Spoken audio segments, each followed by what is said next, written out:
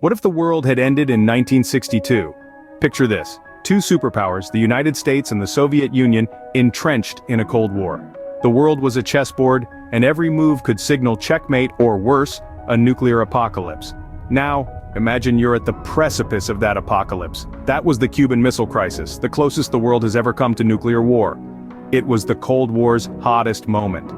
The Cold War was not just a battle of ideologies between capitalism and communism, it was a contest of power, influence, and military might. The United States and the Soviet Union were locked in this chilling standoff, each wary of the other's next move. And then, in 1962, the stakes skyrocketed. Missiles were spotted in Cuba, just 90 miles off the coast of Florida. The fate of the entire world hung by a thread in the Caribbean Sea. October 1962, American intelligence discovered Soviet nuclear missile sites in Cuba. This discovery sent shockwaves through the corridors of power in Washington. The Cold War had always been a high-stakes game of chess, but this new development was a game-changer. The Soviets were now a mere 90 miles from American soil, with a nuclear arsenal capable of reaching major American cities in mere minutes. The American government reacted swiftly and decisively. President John F. Kennedy convened a meeting with his top advisors, a group known as the Executive Committee of the National Security Council, or EXCOM. The discussions were intense, the stakes were high, and the room was filled with a palpable tension. The options were weighed carefully: a full-scale invasion, airstrikes, or a naval blockade. After much deliberation, the decision was made. The United States would establish a naval blockade around Cuba, effectively isolating the island nation and preventing further shipments of Soviet weapons. This decision was not made lightly, as it risked escalating the situation further. Yet, it was seen as the best course of action, one that would show American resolve without immediately resorting to war. President Kennedy then did something unprecedented. He addressed the nation on live television, revealing the existence of the missile sites and the decision to enforce a naval blockade.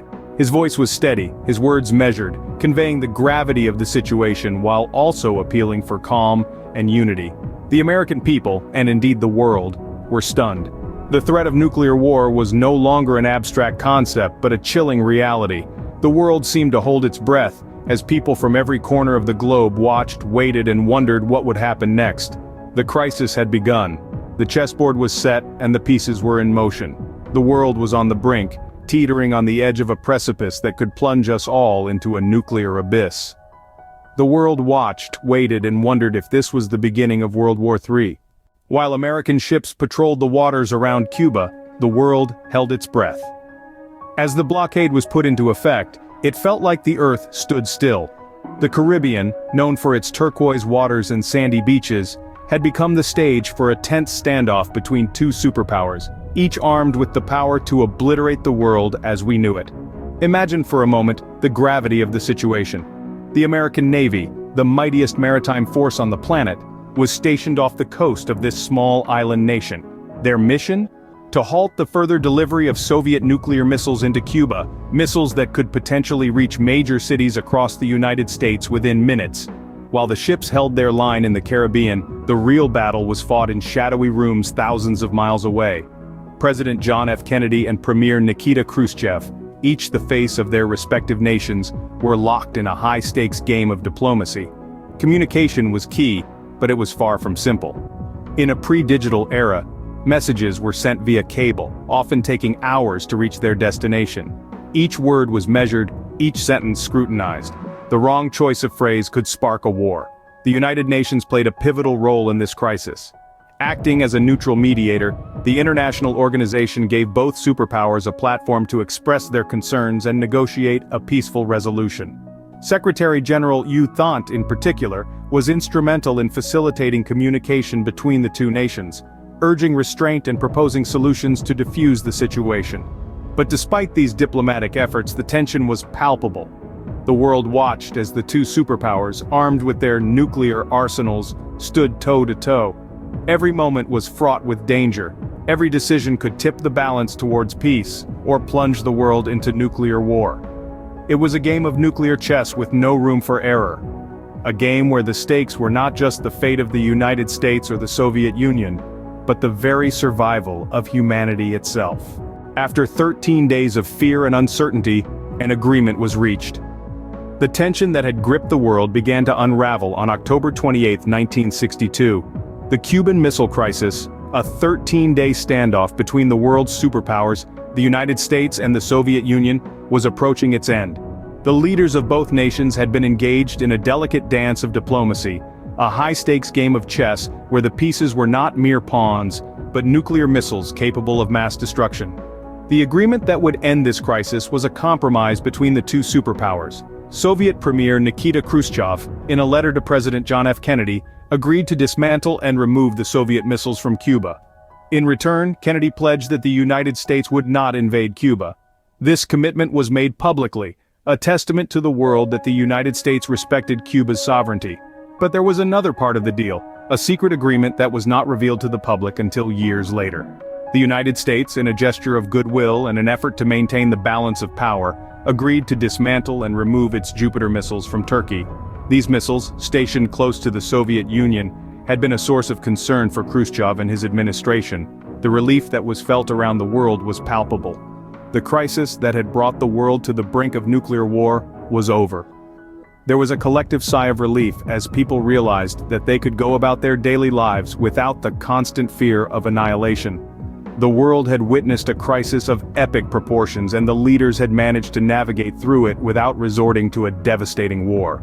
The Cuban Missile Crisis was a stark reminder of the dangers of nuclear weapons and the importance of diplomacy in resolving conflicts. It was a testament to the power of negotiation and the determination of leaders to prevent a catastrophe. The world had stepped back from the brink of nuclear war. The Cuban Missile Crisis changed the world.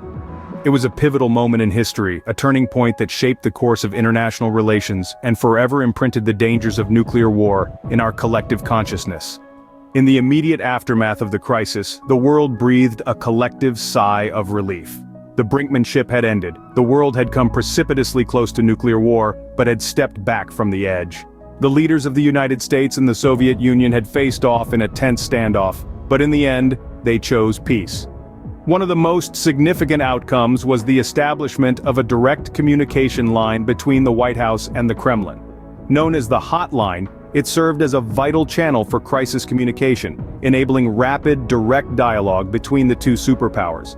This development underscored the importance of clear and immediate communication in diffusing potential conflicts. The crisis also spurred the signing of the Nuclear Test Ban Treaty in 1963. This agreement prohibited all test detonations of nuclear weapons except for those conducted underground. It marked a significant step towards the control of nuclear weapons, and was a tangible sign of the superpowers' recognition of the catastrophic consequences of nuclear war. But beyond these concrete outcomes, the Cuban Missile Crisis taught us invaluable lessons.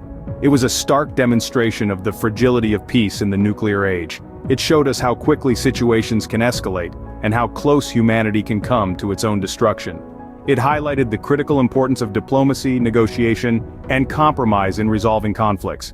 It reminded us that the stakes in international relations are incredibly high, and that the decisions of a few can impact the lives of many.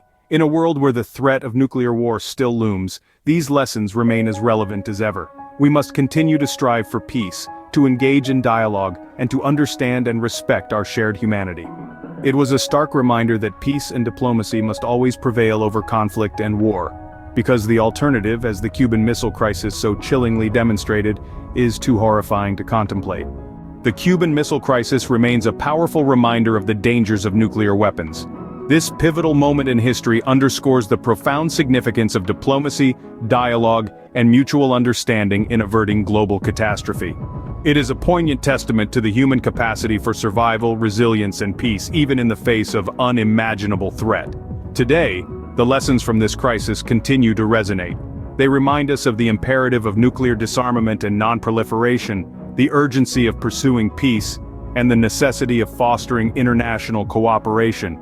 They remind us of our shared responsibility to safeguard our world and future generations from the horrors of nuclear warfare. In the ongoing journey towards a world free of nuclear weapons, the Cuban Missile Crisis stands as a beacon, illuminating the path of prudence over recklessness, dialogue over discord, and peace over war. In the words of John F. Kennedy, mankind must put an end to war, or war will put an end to mankind.